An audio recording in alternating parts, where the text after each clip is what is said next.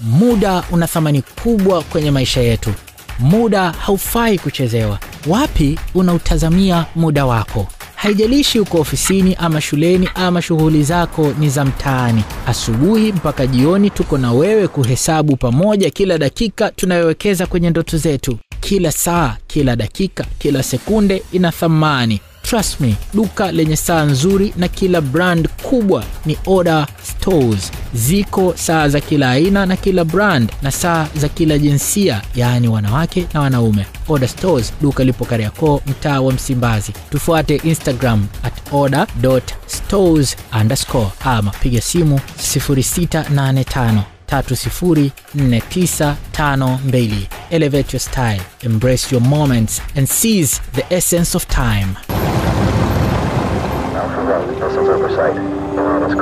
Septemba 12 mwaka 1997 kule Marekani lilitokea moja kati ya tukio la kijambazi ambalo limeandika historia ya kuwa moja kati ya matukio makubwa na ya kutisha zaidi ya ujambazi kuwahi kutokea Marekani. Let's move! Katika kampuni moja ya kusafirisha fedha iliyokuwa katika mtaa wa Mateo, vidume 6 vilivamia huku vikiwa vimebeba mitutu ya bunduki na kutekeleza ujambazi wa kutisha kweli kweli. Wanaume hao waliongozwa na mtu mmoja jina lake Allen Pace watatu. Yeye alishirikiana kwa karibu sana na rafiki yake kipenzi wa tangu utotoni jina lake Eric Boyd. Hawa walikwenda na kuiba fedha za Kimarekani zisizopungua dola milioni 18.9 ambayo ukihamishia katika thamani ya fedha kwa sasa ni zaidi ya dola za Kimarekani milioni 36.7. Pesa walizoiba siku hiyo ukizileta katika shilingi za Tanzania ni zaidi ya bilioni 94.7.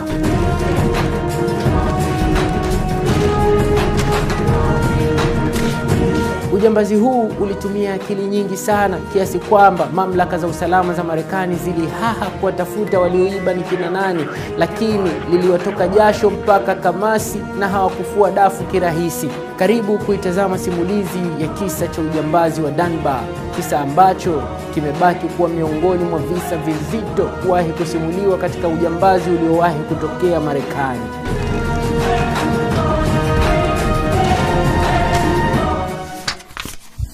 The Storybook.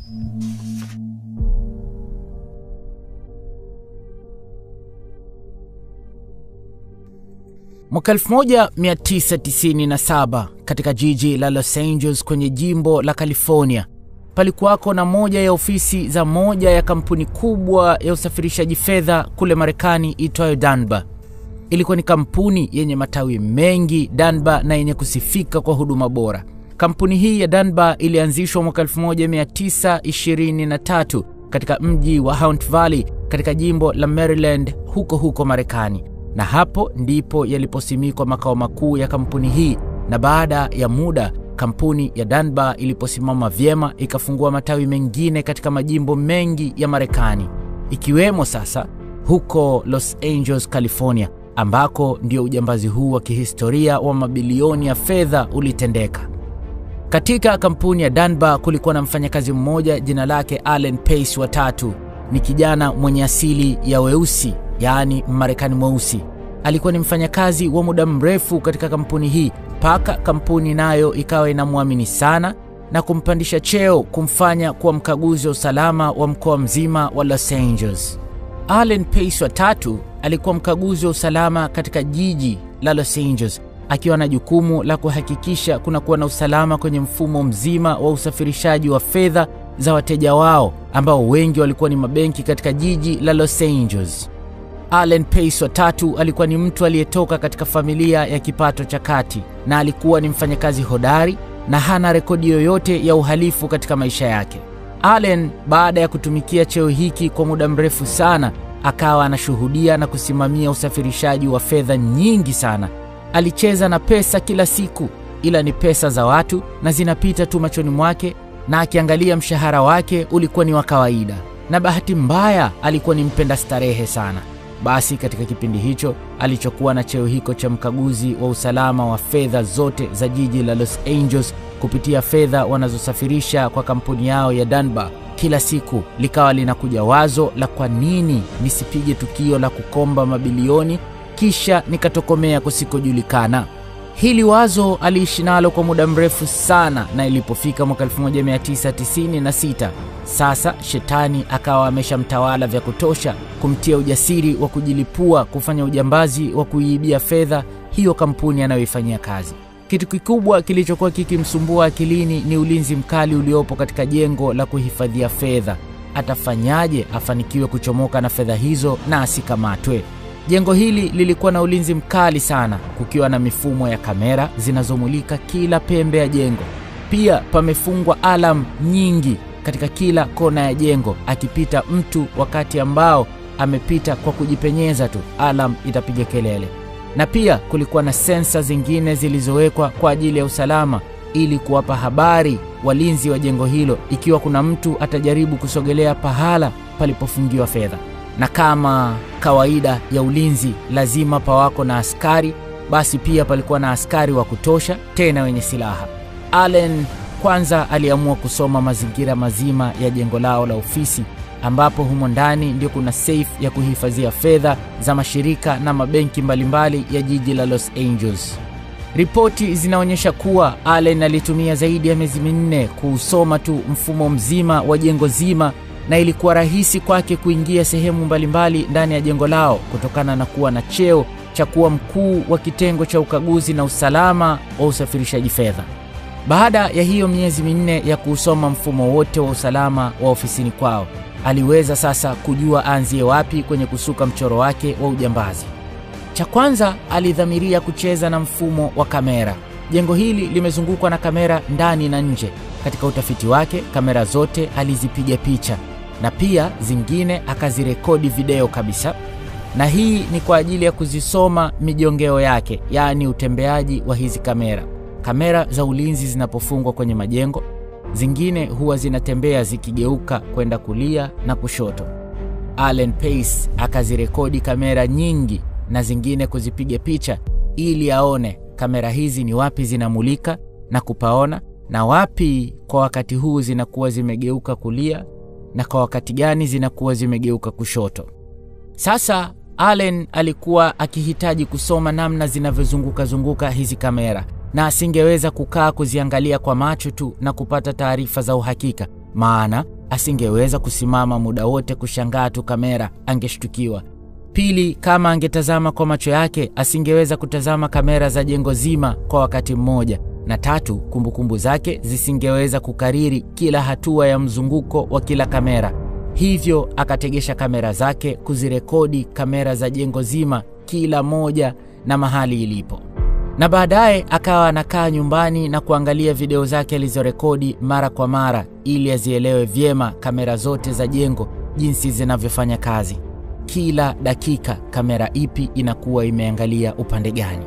Katika mfumo wa kamera, changamoto kubwa ilikuwa kwenye kamera za nje, kwani kwa namna zilivyotegwa kila upande zilikuwa ni ngumu sana kutafuta namna ya kuzitoroka. Angalau kamera za ndani ukitumia akili kubwa na ujanja mkubwa unaweza kuzikwepa kwepa.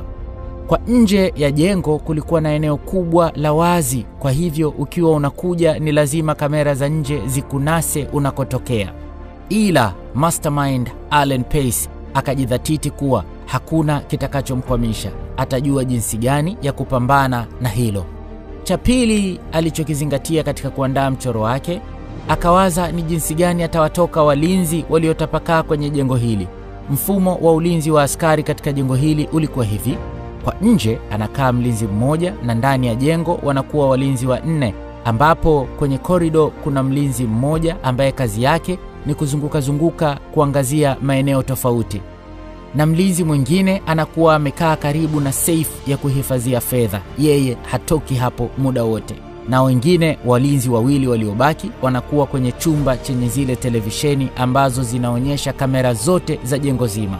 Hapa changamoto kubwa kwake Allen iliyokuwepo ni namna ya kucheza na akili za walinzi ili kuwazidi kete na kuwakwepa wasimkamate kabla hajachukua fedha, na akisha chukua fedha ni jinsi gani atawatoka walinzi hawa na kutokomea wasimkamate. Cha tatu, Kila kampuni au shirika linakuwa na namna yake ya kuficha kifaa kinachohifadhi rekodi za kamera za jengo lile, na ndivyo hivyo pia ilivyokuwa kwa kampuni ya Dunbar. Na wao walikuwa na sehemu yao ya siri ambayo Alan Pace mwenyewe alikuwa hajui ni wapi, na katika tafiti yake wala hakuweza kubaini ni wapi kinapofichwa kifaa cha kutunza kumbukumbu za kamera, na katika mchoro wake alihitaji apajue hapo. Alan Pace akatumia ujanja wa kuanzisha mahusiano na mmoja wa wafanyakazi wa kitengo cha mfumo wa kamera. Akaanzisha penzi na mwanamke huyo ili amuibie siri ilipo mashine ya kutunza kumbukumbu za kamera. Alitaka aibe siri hiyo, lakini mwanamke huyo asiwe sehemu ya mpango wa ujambazi wake, yaani atumike tu bila kujua. Cha 4, siku ya ufanyaji tukio iwe lini? Na hapa Alan Pace alichagua siku ya Ijumaa, na hakuichagua tu kwa kubahatisha, bali ilikuwa na faida yake. Siku hiyo ilimwezesha kupiga ndege wawili kwa jiwe moja. Kivipi? Mbele utafahamu. Cha 5, safe ya kuhifadhia fedha ina namba za siri, na namba za siri anazijua bosi tu. Sasa je, amteke bosi ili apate hizo namba za siri? Lakini tatizo ni muda anaotaka kupanga kutekeleza uhalifu wake, huyo bosi anakuwa hayupo kazini. Hapo kichwa kilimuuma sana bwana Allen, lakini hakutaka kukata tamaa. Cha 6, mastermind Alan Pace alijiridhisha kuwa kwa mchoro wake ulivyo, ni dhahiri operation hii hawezi kuifanya peke yake na kufanikiwa kama anavyopanga. Ni lazima kuwe na timu atakayoshirikiana nayo, na hapo aliwakumbuka rafiki zake wa karibu sana ambao walikuwa wote katika makuzi yao ya utotoni, na mpaka ukubwani walidumu katika urafiki wao na walikuwa wakiaminiana sana. Ingawa mara ya kwanza katika mchoro wake alitaka asimshirikishe mtu kwa kuhofia mpango wake unaweza ukafeli kutokana na uzembe wa hawa watakaowashirikisha au kugeukwa. Kwa hivyo kitu cha kwanza Alan Pace alichoanza nacho kilikuwa ni kuanzisha hayo mahusiano. Huyu mlinzi wa kike alikuwa ni rafiki yake kidogo, si sana. Sasa ikabidi azidishe ukaribu na kuanza kuwa anampelekea chakula ofisini kwake muda wa mchana na vizawadi vya mara kwa mara. Allen alitumia takriban wiki 6 kutengeneza mazingira ya mahusiano ya kumtongoza huyu mlinzi, na haikuchukua muda sana kweli yule mlinzi akaanza kuingia kwenye mtego wake. Maskini hakujua kuwa anaandaliwa kutumika katika mpango wa ujambazi. Katikati ya mahusiano yao, baada ya muda mrefu, siku moja Allen akaanza njama sasa za kujua rekodi za kamera zinafichwa wapi katika kampuni yao, na alikuja na wazo la kumshawishi mpenzi wake wacheze game, tena iwe ni zile game za mission, na tena akachagua kabisa game yenyewe iwe ni ya mission ya kwenda kuiba pesa benki. Yule dada akadhani wanacheza game tu kujifurahisha, kumbe ndio anazidi kuvutwa kwenye mtego wa kuvujisha siri ya wapi zinapotunzwa kumbukumbu za video za kamera zote za ulinzi za ofisi yao. Sasa wakati wanacheza hiyo game mission, ndani ya ile game inafikia sehemu jambazi wa kwenye game anaiba, halafu anakwenda chumba cha waangaliaji kamera na kutaka zile rekodi za kamera, ila askari waliopo kwenye chumba hicho wanagoma kutoa kwa kusema wao hawajui ni wapi zinapotunzwa hizo kumbukumbu.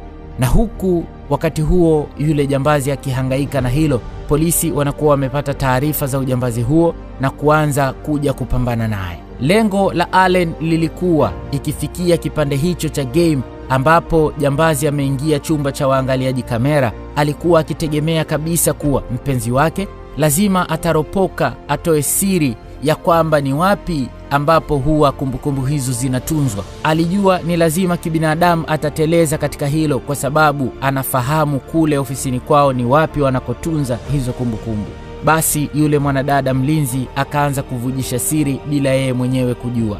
Akaanza kulalamika akisema kuwa bora hii game ingekuwa imechagua siku, kwani tungechagua siku ya Ijumaa ndio tungefanya mission yetu. Allen akamuuliza kwa nini tungefanya Ijumaa. Akajibu kuwa makampuni ya kusafirisha fedha na benki zingine siku ya Ijumaa huwa hazifungagi safe zao za kutunzia fedha, kwani huwa zinakuwa zimejaa pesa nyingi kupitiliza. Hivyo ziko safe ambazo huwa zinakuwa zimejaa paka pesa zimepitiliza zimekaa nje, kwa hivyo mlango wa safe huwa unaachwa wazi. Hii ilikuwa taarifa muhimu sana kwa Alan Pace, kwani sasa ameshapata jibu la maswali yake mawili muhimu. alikuwa akijiuliza lini afanye ujambazi wake. Sasa ameshajua ni siku ya Ijumaa. Pili, alikuwa akijiuliza atapata wapi password za kufungulia chumba cha kutunzia pesa, mpaka akatamani kumteka bosi wao. Lakini sasa ameshajua kuwa akifanya ujambazi wake siku ya Ijumaa hatohitaji password, kwani kwa asilimia kubwa atakuta mlango wa safe uko wazi. Na tatu, pia yule mwanadada aliropoka alilolikusudia Allen Pace. Mwanadada huyo alitaja ni wapi ofisini kwao zinapokaa kumbukumbu za video za CCTV camera. Kwa hiyo njia ya game iliweza kutatua changamoto tatu kubwa: moja, kujua lini wafanye wizi wao; mbili, wanapataje kufungua safe; na tatu, wapi zinapokaa kumbukumbu za video za CCTV camera. The Storybook.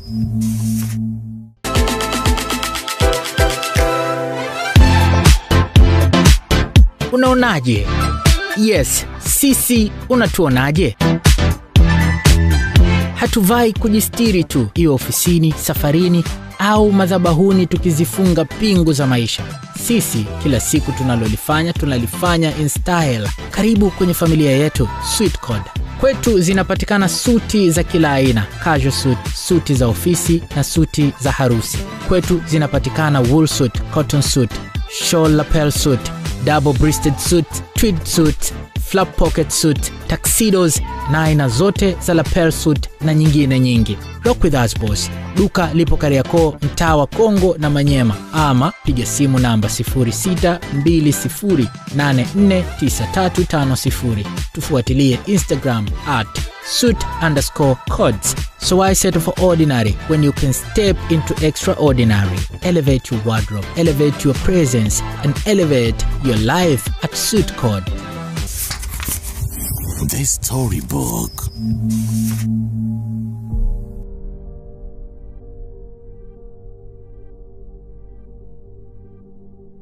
Sasa ikafika siku walioipanga kufanya kazi yao. Allen Pace alikuwa akishughulika kuzimaster kamera kwa kuzisoma kupitia video alizozichukua. Na sasa akaja na wazo la kwamba siku ya wizi lazima awe amevaa saa ili kwenda sambamba na mizunguko ya kamera kwa kadri zinavyogeuka kwa kila dakika alivyoona. Ajue kwa uhakika ikifika muda huu kamera itakuwa imegeuka kulia, basi nitakuwa na sekunde ngapi za kupenya upande wa kushoto ambao kamera haitazami kwa haraka. Hapa yaani alijua kuwa kamera fulani iliyoko sehemu fulani inazunguka kwa sekunde kadhaa kutoka kushoto kwenda kulia, na ndani ya hizo sekunde kadhaa ndio muda wa kutembea nayo. Hapa ilikuwa ni hatari sana, kwani ukichelewa kwa sekunde chache tu ndio mpango mzima umeharibika. Kamera itakumulika na askari walioko katika chumba cha TV zinazoonyesha kamera zile watakuona. Ila kwa kamera za nje ndio ilishindikana kucheza na muda, na hapa ilimbidi afikirie kutumia cheo chake katika kufanikisha kukabiliana na kamera za nje. Allen Pace aliwaita rafiki zake anaopanga kushirikiana nao, wakaja nyumbani kwake na kuwapa mpango mzima jinsi alivyofikiri kufanya ujambazi huo na jinsi ambavyo ameandaa mchoro ambao anaamini utafanikisha tukio zima. Wiki moja kabla ya tukio, Allen akiwa kazini aliwasiliana na mmoja wa walinzi ya kwamba anataka kukagua kamera zote za jengo lao, na hii ilikuwa ni kawaida kutokana na kwamba ana cheo cha kuwa mkaguzi mkuu wa usalama wa fedha katika kampuni hiyo. Basi katika ukaguzi na mlinzi wakafika kwenye kamera za nje na kwenda kwenye moja ya kamera. Walipofika hapo, Allen akatumia ujanja kuivuruga kwa kuisogeza kidogo ili kuichelewesha zaidi wakati inarudi kwenye kuchukua video, sehemu ya mlango irudi kwa kuchelewa. Kwa hiyo alichokifanya Allen ni kwamba aliigeuza kamera mbali zaidi na mlango. Kwa hiyo kamera ile wakati ikigeuka upande ambao haitazami mlango, itachukua muda mrefu zaidi kurudi mpaka kuufikia tena mlango. Na muda huo ambao kamera itakuwa inachelewa kurudi ndio muda ambao akapiga mahesabu yake atapenya kwa haraka kuingia ndani ya jengo. Kwa hiyo baada ya kufanikisha swala la kuchezesha kamera, akawa amebaki na wiki moja tu kuelekea siku ya tukio ambayo alipanga ifanyike Ijumaa ya Septemba 12 mwaka 1997. Allen Pace alikwenda kununua headset yaani zile za kuvaa masikioni zenye uwezo wa watu kuwasiliana kwa kusikilizana na kuzungumza. Alinunua ili wavae yeye na wenzake warahisishe mawasiliano yao wakati wa huu ujambazi wao. Kwa mujibu wa mpango wao, siku ya tukio walitaka wafanye tukio lao usiku, ambapo ndani ya jengo la Dunbar kuna kuwa na walinzi tu. Ilitakiwa iwe ni kuanzia saa 6:15 usiku, sababu aligundua muda huo wafanyakazi wengine wote wanakuwa wameshatoka ofisini na walinzi wanakuwa kwenye muda wa kurelax, muda wa kunywa kahawa. Kwa hiyo wote wanakuwa kwenye kantini yao ndogo humo ndani ya jengo.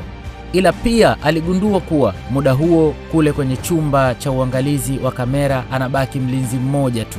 Kwa hiyo kwa huo muda nje kunakuwa hakuna walinzi bali ni kamera tu, na tayari kamera moja ya muhimu ameshacheza nayo. Siku 3 kabla ya tukio, majambazi hawa wote walikutana tena nyumbani kwa Alan Pace na kufanya mazoezi ya kucheza na kamera na jinsi watakavyofanya tukio lao kwa ujumla ili kuhakikisha kila kitu kitakwenda sawa. Baada ya kufanya mazoezi mara kadhaa, waligundua kuwa muda watakaotumia ni kama dakika 30 tu kukamilisha kila kitu, ila Alan Pace alitaka kama itawezekana itumike muda chini ya hapo ili kuongeza usalama wa tukio lao, kwani nyakati za usiku kunakuwa na mizunguko mingi ya polisi wa jiji la Los Angeles wakifanya doria maeneo mbalimbali. Siku ya Ijumaa walioipanga ikafika. Alan Pace aliwasili kazini kwake asubuhi na gari aina ya Chevrolet. Ilipofika jioni, alifunga siku kama kawaida yake na kuondoka zake kurudi nyumbani, na ofisini kukabaki walinzi tu ambao wanahusika na zamu ya usiku. Na kwa siku hiyo yule mpenzi wake hakuwa na zamu ya kuingia kazini. Mishale ya saa 2 usiku walikutana wote, timu ya Allen na majambazi wenzake, kwa ajili ya kujipanga kwa kazi kubwa iliyokuwa ikiwakabili mbele yao. Na pamoja na kwamba walikwenda kufanya ujambazi, ila hawakuinua mguu, bali walianza kwa kusali kwa ajili ya kukabidhi kazi ya mikono yao kwa ulinzi wa Mwenyezi Mungu. Baada ya hapo waliondoka kwa gari moja kwa moja mpaka maeneo ya maegesho ya magari ya Jumuiya. Hiyo ilikuwa ni saa 4 usiku, na kisha hapo wakabadilisha gari na kuchukua gari yenye vioo vya giza. Ilikuwa ni gari inayofanana na zile gari za wauza ice cream, yaani yale magari ambayo nyuma yana nafasi kubwa, ambayo pia ilikuwa imeandaliwa kwa ajili ya tukio hilo. Saa 6 kasoro robo walianza safari ya kuelekea katika jengo la Dunbar, na walivyofika karibu na jengo walisogeza gari yao na kupaki pembeni mwa barabara na wakazima taa za gari, ila waliiacha gari ikiwa inawaka. Allen akamwambia mmoja wa rafiki zake kuwa abaki ndani ya hiyo gari, na wao wanakwenda ndani, na watakapokuwa tayari wamekamilisha zoezi lao watamuita aje awachukue waondoke. Kwa hiyo Allen na wenzake 4 wakatoka nje ya gari wakiwa wamevaa mavazi meusi toka juu mpaka chini. Walikuwa wamevalia pia kofia za kuficha sura zao, na mikononi mwao walivaa gloves kwa ajili ya kuwanyima FBI kupata alama zao za vidole, na chini walivaa mabuti ambayo nayo pia yalikuwa meusi. Ila kati ya hao 5 2 walikuwa na silaha. Basi Alan Pace na wenzake wakati wanashuka kwenye ile gari yao walikuwa wamekula timing kuhakikisha wamewaona wale askari 2 wanaokaga nje wameingia ndani kwa ajili ya mapumziko ya muda mfupi, mapumziko ya kahawa. Hiyo ilikuwa saa 6:10. Wale askari waliwahi kwa dakika 5 kuingia ndani, tofauti na mida yao ya kawaida. Allen na wenzake wakaanza kusogea kwa kutembea sambamba na usawa wa jengo la Dunbar. Mchoro ulitaka wasiende kuufuata mlango wa jengo kwa kutokea usawa wa mbele ya jengo, bali wanyate wakiambaa na ukuta wa jengo kuufuata mlango, na walitembea kupita upande ule ambao kamera haimuliki kwa wakati ule. Kumbuka kamera hii walishaichezesha kuigeuza zaidi upande wa mbali. Wakati wanakaribia, Alan Pace ambaye ndiyo alikuwa kiongozi wa msafara wao aliangalia saa yake na kusubiri muda kwenye saa uende sambamba na mzunguko wa kamera kama alivyoseti saa yake. Na ilipofika muda ule sahihi, basi kwa kupitia headset aliyoivaa akatoa taarifa kwa wenzake na kuanza kutembea haraka kuelekea kwenye mlango wa jengo, na alifungua kwa uharaka sana mlango ule ili kamera ikirudi kumulika pale mlangoni isiwakute, wawe tayari wameshaingia ndani. Hapa ilihitajika uharaka na umakini sana, na funguo aliyotumia kufungua hapa ni ile ile funguo anayotumiaga kuingia nayo ofisini. Kumbuka yeye ni kiongozi wa usalama wa fedha katika kampuni yao, kwa hivyo anazo funguo za kila mlango wa jengo hilo. Sasa wakatimiza hatua ya kwanza ya mchoro. Waliweza kuingia ndani ya jengo la Dunbar bila kuonekana kwenye kamera. Kama kawaida alitegesha saa yake, na hapa sio kama kule mwanzoni, kwa sababu hapa kamera inazunguka muda wake ule halisi. Hawajaichezea kama ile ya nje, na mchoro wao ulitaka lazima wacheze na kamera kwa kuvuka mmoja mmoja kwenda sehemu ambayo kulikuwa na meza kubwa, na waende wakajifiche chini ya meza hiyo.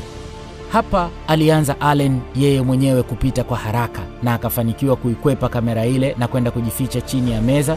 Na alivyokuwa hapo chini ya meza, kama taratibu zilivyo, akategesha saa yake na akawa anawaongoza wenzake mmoja baada ya mwingine ni muda gani kamera inakuwa imegeuka upande wa pili. Kisha anamuita mmoja mmoja, tena sio kwa majina bali kwa kutumia namba. Mchoro wao ulitaka wapeane namba, waitane kwa namba na si kwa majina yao. Hapo unaweza kuona faida ya kuvaa headset inavyorahisisha mawasiliano kuwafikia wenzake katika kuvuka kwenye mtego wa kamera. Pia mfumo wa kupeana majina ya namba inarahisisha kwa Allen kuweza kuwaita wenzie kwenye kuvuka sehemu ya kamera. Ukiwa unatamka namba fulani, mfano ukisema 1 au 2 au 3, mdomo unatumia sekunde chache kuliko ukimuita mtu kwa jina lake kamili. Mfano ukisema Johnson, jina linakuwa refu na inachukua sekunde nyingi zaidi. Inaweza kupelekea kula muda na kuchelewa kwa mtu husika kuvuka eneo analotakiwa apite kwa sababu ya matamshi marefu kutoka kwa yule anayemuita mwenzake. Mipango kama hii ya kuzingatia mambo madogo madogo kwa ujanja mkubwa ndiyo iliwaumiza vichwa FBI kwa namna mipango yake ilivyokuwa na akili nyingi sana. Basi wote waliweza kuvuka salama bila hata mmoja wao kunaswa na kamera. Sasa pale walipofika chini ya meza ndiyo palikuwa karibu na cafeteria. Hapo kazi ilibaki kuwavamia tu hao askari, kwa maana wote wameshakusanyika pahala pamoja. Kweli baada ya muda askari wale wakiwa wanatoka katika ile cafeteria ndogo, Allen Pace na mwenzie ambaye walikuwa na bastora walinyanyuka kwa haraka sana na kuwaweka chini ya ulinzi, na wale walinzi walipigwa na butwaa, kwani walishangaa hawa watu wametokea wapi? Wameingiaje bila sisi kuwaona kwenye kamera? Wamefunguaje mlango mpaka kuingia ndani? Hapo sasa wakanyang'anya silaha zao na kuwafunga pingu wote kwa kutumia pingu zao wao wenyewe askari. Allen alichukua funguo kwa mmoja wa wale walinzi na kisha akaenda kufungua mlango unaowaruhusu waingie kwenye chumba cha safe ya kutunzia fedha, na alikuta vile vile kama mpenzi wake alivyoropoka kuwa siku ya Ijumaa safe huwa hazifungwagi, na inapokuwa haifungwi na mitambo yake yote ya ulinzi inakuwa imezimwa. Kwa hiyo hakukuwa na alarm za kupiga kelele wala hakukuwa na ule ulinzi wa mionzi. Allen aliwasiliana na wenzake kupitia zile headset na kumwarifu yule mwenzao ambaye aliyebaki kwenye gari kule nje. Wakamwambia sasa asogee eneo la tukio.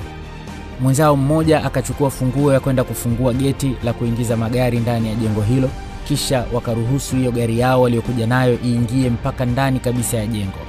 Ndani ya jengo la kampuni ya Dunbar inaruhusu gari kuingia ndani kabisa ya ofisi zake ili kuwa karibu na mazingira ya safe wakati wa upakiaji wa fedha. Hili nalo liliwarahisishia sana hawa wakina Allen, kwani gari iliweza kuingia mpaka ndani katika safe na hakuna mtu yoyote wa nje aliyeweza kushtukia kwamba ndani ya jengo la Dunbar kuna ujambazi unaendelea. Kila aliyepita nje aliona pako kimya kabisa. Allen na wenzake wakapakia haraka haraka pesa nyingi mno. Baada ya kukamilisha zoezi ya upakiaji fedha, Allen akaenda katika chumba cha uangalizi wa kamera, na alipofika hapo moja kwa moja akaenda eneo ambalo panafichwa kifaa cha kutunza kumbukumbu za kamera zile. Tayari alishasikia kutoka kwa mpenzi wake ni wapi kinafichwa. Baada ya kumaliza kupakia kilichowaleta, wakaondoka zao haraka na kutokomea kusikojulikana. Katika mchoro wake Allen Pace alitaka tukio zima lidumu kwa dakika 30, lakini walifanikiwa kulikamilisha tukio hili ndani ya dakika 27 tu, dakika 3 nyuma ya muda waliokusudia. Majambazi hawa walisomba kiasi cha dola za Kimarekani milioni 18.9. kwa wakati ule wa mwaka 1997, ambazo ni sawa na dola za Kimarekani milioni 36,079,282 kwa pesa ya sasa mwaka 2024, ambayo ukiileta katika pesa ya Kitanzania ni sawa na bilioni 94,890,547,560. Allen Pace na wenzake walipomaliza kujisombea mipesa hiyo, wakaingia zao kwenye gari na kuondoka. Huku nyuma, polisi walipata taarifa ya kilichotokea na kufika eneo la tukio kwa haraka. Na papo hapo wakaanza taratibu za uchunguzi wa awali kwenye eneo la tukio, na wakawasaidia wale walinzi kuvunja pingu walizofungwa, na walinzi wale wakaanza kusimulia polisi mkasa mzima ulivyotokea.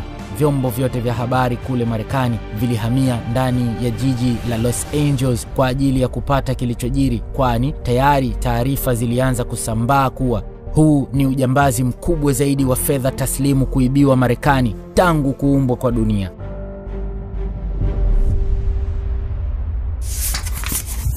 The Storybook.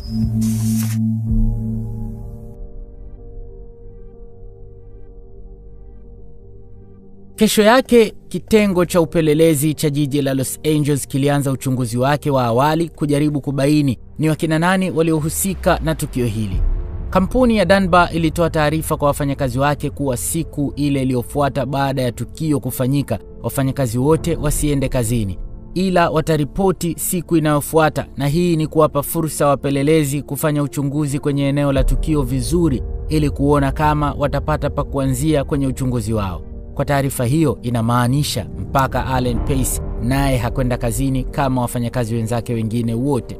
Kikosi kazi cha upelelezi kiliundwa chini ya John Licata kuchunguza hili tukio na kuhakikisha kuwa wanawapata hawa majambazi. Na jopo la huu upelelezi walipata ugumu sana katika kuchunguza hili tukio, kwani katika mazingira ya tukio lilipofanyika hakukuwa na alama yoyote iliyoachwa na wale majambazi, na pia wala hawakuangusha kitu chochote ambacho kikichunguza kinaweza kukupeleka ukawabaini. Na mbaya zaidi, rekodi za kamera zimechukuliwa na wale majambazi, na hivyo kuwanyima wapelelezi kuweza kuwaona angalau kwa kutumia video za ulinzi za jengo lile. Allen Pace alichofanya ni kutengeneza mchoro ambao uliwazibia askari njia zao za upelelezi. Baada ya jitihada kubwa za upelelezi bila ya kufua dafu, John Licata na jopo lake lote wakawa wamegonga mwamba na wakaona ni bora jalada hili la upelelezi walihamishie kwa taasisi ya FBI ambayo ndio magwiji wa hizi kazi za upelelezi. Na faili la kesi hii lilivyofikia FBI wenyewe, baada ya uchunguzi wa awali walikiri kuwa huu ni mfupa mgumu, ila hawana budi kukaza meno. Taasisi ya FBI ikaunda jopo la wapelelezi ambalo liliongozwa na John McEachin, jopo maalum kudili na kesi hii. Jopo hili liliona kabisa kuwa hakuna alama yoyote iliyoachwa na wale majambazi na kuamua kutoa taarifa kwenye taasisi za fedha na sehemu za starehe ya kwamba wakiona fedha zenye namba mfululizo fulani basi watoe taarifa kwa kampuni ya Dunbar, kwani kampuni ya Dunbar ilishawaarifu FBI kuwa katika zile fedha zilizoibiwa kuna zingine ambazo bado hazijaingia kwenye mfumo wa mzunguko wa fedha za matumizi, yaani bado hazijaingia mtaani, na fedha hizo wakaziainisha kwa kuzitaja namba zake ni zipi. Kwa hivyo kama mtu atakutwa na fedha zenye namba hizo, maana yake amezipata kutoka kwa wale majambazi, na huyo mtu atabanwa mpaka amtaje aliyempa, na mwingine atamtaja mwingine na mwingine na mwingine mpaka wakapatikane wale majambazi. Wakati uchunguzi unaendelea, huku nyuma Allen Pace na wenzake siku moja walikutana nyumbani kwa Allen na kujipongeza kwa kazi kubwa walioifanya. Kwenye mpango wao wa huu ujambazi walikubaliana ya kwamba fedha hizo walizoiba hazikutakiwa kuwekwa benki, na wote walikubaliana kuwa store ya kutunza fedha hizo itakuwa ni nyumbani kwa Allen Pace, wakati huo wakisubiri utaratibu wa kugawana. Katika kitu kingine alichoking'amua Allen Pace katika tafiti zake mwanzoni ni kujua kuwa katika ile safe ya kutunza fedha kuna upande ambao zinakaa fedha ambazo tayari ziko katika mfumo wa matumizi mtaani, na kuna upande ambao zinakaa fedha ambazo hazijaingia kwenye mfumo bado, na fedha hizo ndizo ambazo zimekuwa mtego sasa. Ikiwa watazitumia tu zitawafanya wabainike. basi Allen na wenzake wakawa wajanja, wakaanza kutumia zile fedha ambazo tayari ziko kwenye mfumo wa matumizi mtaani. Kwa hiyo alichokifanya Allen Pace ni kuzitofautisha zile fedha ili kupata fedha za kuanza kuzitumia katika mambo yao. Na lengo kubwa sasa ikawa ni kununua nyumba na viwanja vingi na kufungua biashara mbalimbali ili kuzitakatisha hizi fedha, kuziingiza katika mfumo wa biashara, baadaye huko mbele ionekane walizipata kupitia biashara. Baada ya mgao wao wa fedha, kila mtu alipata burungutu lake na kufanya mambo mbalimbali ya uwekezaji. Na zile fedha ambazo haziko kwenye mfumo wakakubaliana maamuzi magumu kabisa. Allen Pace akawasisitiza wenzake, kila mmoja ambaye amepata kiasi cha fedha ambazo bado hazijaingia kwenye mfumo asilete tamaa, aende nazo nyumbani kwake, kisha aende akazichome moto zote, isibaki hata noti moja. Kipindi chote hicho Allen alikuwa bado ni mfanyakazi wa kampuni ya Dunbar, na alikuwa akionekana kusikitika sana na tukio hili la ujambazi, na alikuwa akichangia mawazo mengi ya kuwawezesha askari labda watawezaje kuwabaini hao majambazi, na pia alikuwa akichangia mawazo mengi ya kuinusuru kampuni yake isifilisike kutokana na hili pigo zito. Baada ya miezi 6 FBI waligundua kuwa huu wizi ni lazima mpango wake umesukwa na mtu wa ndani ya kampuni ya Dunbar, na ndio maana inawapa wao wakati mgumu sana katika kuchunguza hili tukio, na mtu waliyemuhisi moja kwa moja akawa ni Allen Pace. Uchunguzi dhidi yake ukaanza bila mwenyewe Allen kujua kuwa anachunguzwa, na walimfuatilia kwa ukaribu kwa zaidi ya miezi 5, ila hawakuona dalili yoyote kuwa ni mhusika wa hili tukio. Na hii ilitokana na kwamba FBI walifuatilia miamala yake ya fedha, lakini wala hawakuona mabadiliko tofauti na ilivyokuwa zamani. Wakafuatilia akaunti yake ya benki, hawakuona ameweka fedha nyingine za ziada tofauti na kudunduliza kamshahara kake kadogo. Wakachunguza maisha yake binafsi kama yana mabadiliko, hawakuona mabadiliko yoyote. Allen Pace hakununua hata jinsi mpya, na kila walipochunguza walikuta yuko vile vile, hana dalili yoyote ya uovu. FBI mwishoni wakakata tamaa, wakaamini ni kwamba walimhisi tu vibaya. Baadaye Allen akapata wazo la kujifukuzisha kazi. Katika mchoro wake ulimtaka Allen Pace ajifukuzishe kazi ili asiendelee kuwa mule ndani ya kampuni ya Dunbar, kwani ingemharibu kisaikolojia kutokana na upelelezi uliokuwa ukiendelea mule ndani. Pia alitaka afukuzwe kazi ili awe huru kutumia fedha zake kwa kuanzisha kabiashara kadogo cha uongo, kisha polepole ajifanye biashara hiyo inakuwa, na baada ya muda awaaminishe watu ya kwamba biashara imemlipa, na biashara hiyo alitaka watu waamini ameifungua kutokana na kiinua mgongo chake ambacho alilipwa baada ya kufukuzwa kazi.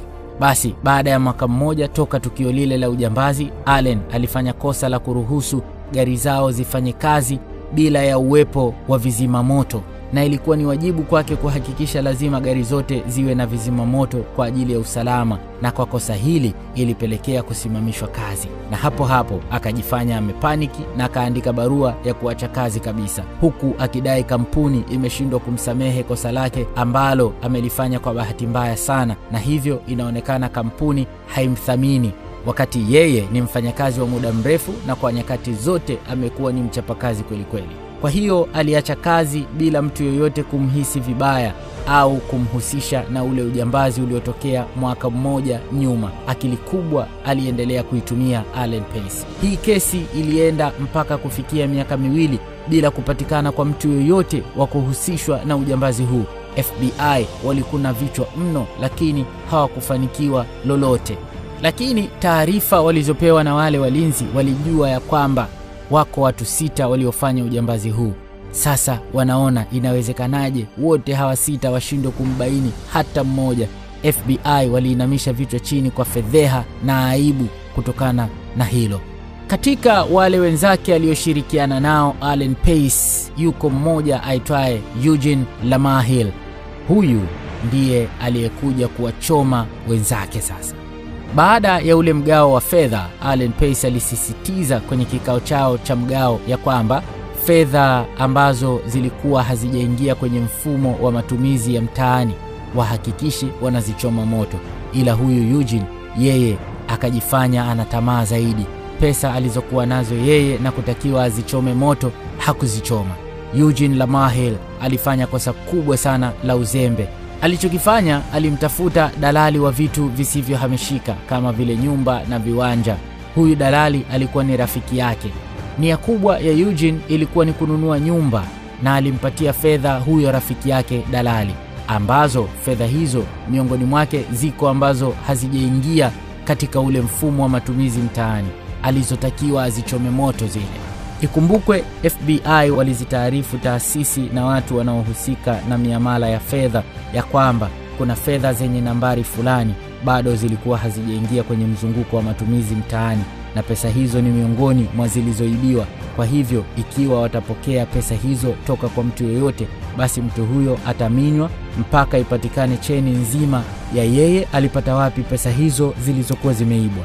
Huyo rafiki wa Eugene alikuwa ni dalali chini ya kampuni. Kwa hiyo zile fedha alizopewa na Eugene akazifikisha kwenye kampuni yake, na akawaambia ya kwamba kuna mteja anataka kununua nyumba, na wahasibu wa kampuni hiyo walipozikagua fedha hizo wakaona ndio zile fedha zinazotafutwa na FBI. Walizibaini kutokana na namba zake. Haraka taarifa wakapewa FBI, na mara moja wakafika kuthibitisha kama ndio zenyewe, na kukuta kweli ndio zenyewe zilizoibiwa mwaka 1997 ndani ya kampuni ya Dunbar, na uchunguzi ukaanza kumfuatilia Eugene na mwishowe kumtia hatiani na kumkamata, kumfikisha katika ofisi za FBI kwa ajili ya mahojiano.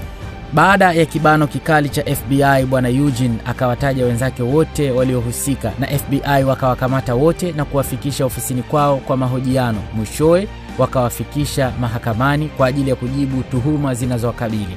Baada ya kesi kusikilizwa kwa vipindi tofauti, jaji wa kesi hii bwana Lourdes Baird alitoa hukumu baada ya kusikiliza pande zote mbili. Ilikuwa ni June 19 mwaka 2001. Jaji huyu aliamuru Allen Pace kutumikia kifungo cha miaka 24 jela, na wenzake walihukumiwa kifungo cha miaka 17 jela. Kiasi kikubwa cha fedha kimeshindikana kupatikana mpaka leo, kwani kiasi cha fedha kilichoweza kupatikana ni dola za Kimarekani milioni 5 tu, wakati zilizoibiwa ni dola za Kimarekani milioni 18.9. Hii ilikuwa ni hasara kubwa sana kwa kampuni ya Dunbar. Ujambazi huu ulipangwa na kuongozwa na Allen Pace watatu akishirikiana na rafiki zake wa utotoni Eric Damon Boyd, Eugene LaMarche Jr. ambaye ndiye aliwakamatisha wenzake. Pia wenzao wengine alikuwepo Freddie Lynn Macari Jr., Terry Wayne Brown Sr. na Thomas Lee Johnson. Ujambazi huu ulitokea Septemba 12 mwaka 1997 na uliweka rekodi ni ujambazi wa pesa nyingi zaidi taslimu zilizoibiwa kule Marekani tangu kuumbwa kwa nchi hiyo, rekodi iliyodumu kwa miaka 27 mpaka ilipotokea tukio lingine kubwa zaidi la ujambazi lililoitwa Easter Sunday Heist, ujambazi wa Jumapili ya Pasaka uliotokea Machi 31 mwaka huu 2024, ambapo zimeibiwa zaidi ya dola za Kimarekani milioni 30, sawa na zaidi ya shilingi za Kitanzania bilioni 77.4.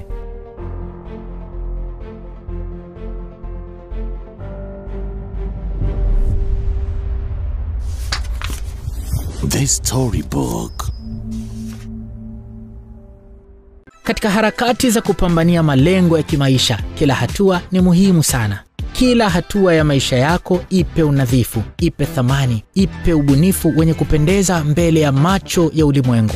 Kwetu sisi, kila hatua ni hatua ya matumaini, unadhifu, ubora na ushindi. Vaa tokea nadhifu uliyependeza unayekwenda na wakati, na vaa original kilicho bora zaidi. Iwe ni viatu vya ofisi, viatu vya sherehe ama casual. Karibu kwetu. Duka letu linaitwa Atuza. Tupo Mikocheni, barabara ya Rose Garden. Tufollow Instagram @atuza_ ama piga simu 0748 63 43 21.